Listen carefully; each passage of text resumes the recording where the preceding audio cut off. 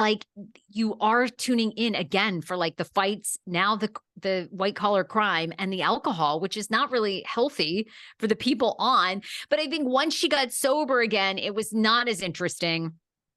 And then, of course, you had the whole Ebony situation and blah, blah, blah. But anyway, I don't mind Leah that much, but she was there. Somebody snapped a photo. The Countess must have been, this was a New York City show, right? It looked phenomenal. I mean, this is where it all started for the Countess, even though the Countess is an international traveling superstar now because she has been to Canada. She really is. She's back at her home, 54 Below. It is the home that Lou built. I mean, it existed way before Lou, but she's at least the last time I heard, she's their number one act like ever as far as ticket sales. So oh my God.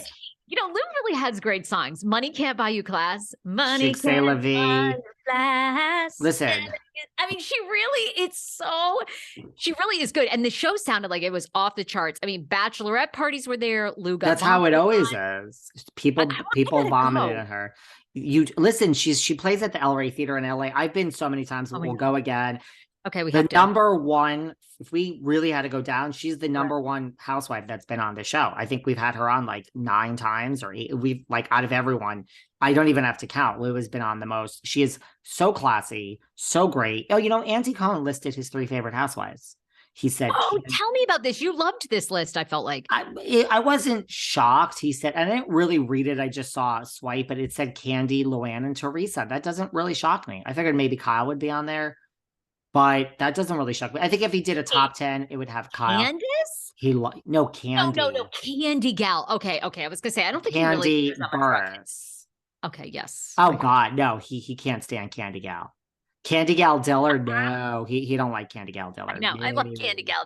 We love Candy Gal Dillard, but check out and girl, you owe me for this, girl. I normally charge thousands of dollars for this Candy, thousands. Shout out! I saw Candy Gal has the merch out. She's got Candy Gal merch for Drive Back or that whole good deep space. So everyone who wants to buy a Candy Gal Dillard sweatshirt or t-shirt, and that's literally I gotta stop because thousands, Candy. I'm not saying anything else unless you give me my bank. You got to pay for this. I don't give free shout outs, Sarah. But he said Candy, Lou, and Teresa. That doesn't shock me. He's really close with Lou and he's really close with Teresa. But Luann got thrown up on. Yeah. So there you go. And like a true professional, the Countess she's really very down to earth, Luann. She's really, class with the Countess is a real thing. She just draws you in and makes you feel like it's your moment with her. She has that je ne sais quoi. She has that thing, really. Well, and I have to say with her, I think the more she hangs in there, she's a person, I don't know if other people feel this about Lou, but the more she hangs in there, the more she keeps performing, the more she keeps going through, obviously alcohol abuse and men and hiring and firing and friendships and cabarets.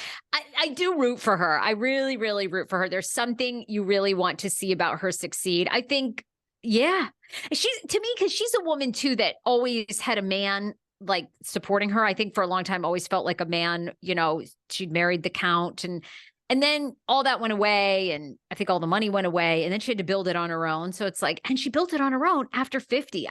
I do respect her a lot. It's what I do enjoy about the RHONJ's over, honey, and Luann has a job. RHONJ's over, and everyone who says, oh, Ebony ruined RHONJ. People don't seem to realize Ebony had a real career in media for many years before RHONJ, and Ebony has a real career in media now. So Ebony has a job. Luann has a job. Believe it or not, I can't believe I'm saying this. Jill Zarin has a job. Jill Zarin's, her candles and that rugs, she sells. It's like a real job. Ramona with her real estate, I'm going to not buy that one. But does Ramona need to work?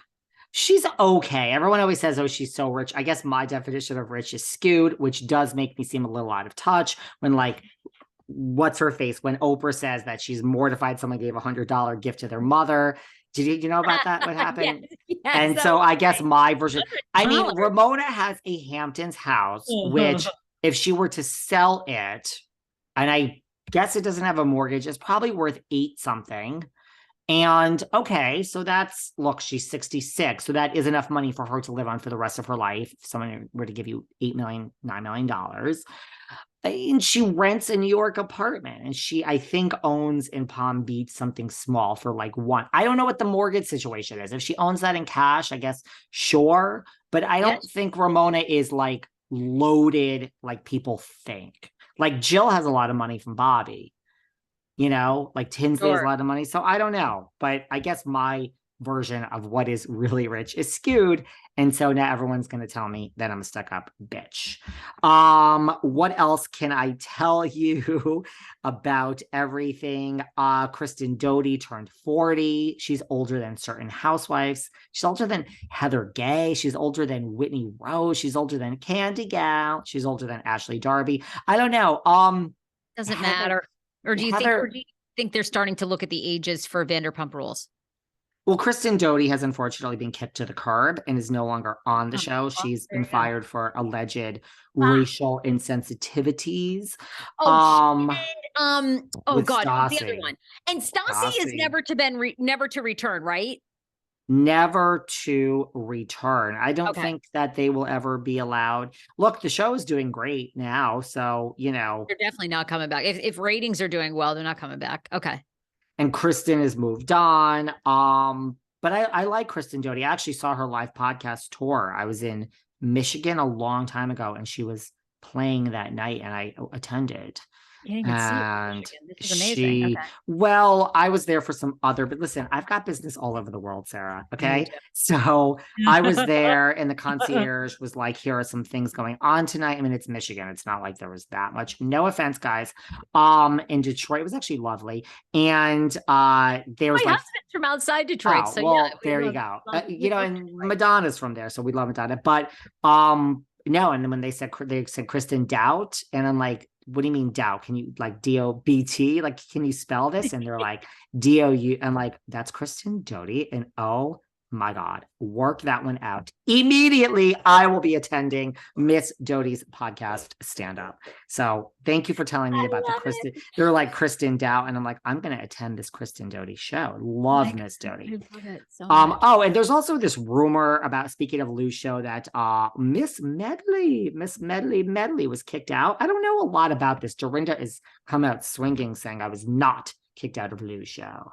Oh, all right. I was going to say I did not follow this rumor, but I love it. Nothing would shock me. I hope Dorinda is up to her old ways-ish. I mean, when Dorinda is wasted and slurrific, it's funny. I mean, the last season, like a drunk Dorinda. I'll be honest with you. I mean, the last season it had gotten a little bitter towards, but I think her relationship with John was in the toilet, and there was probably a lot of things happening. There's always a tipping point for so many of these women, NeNe, Dorinda.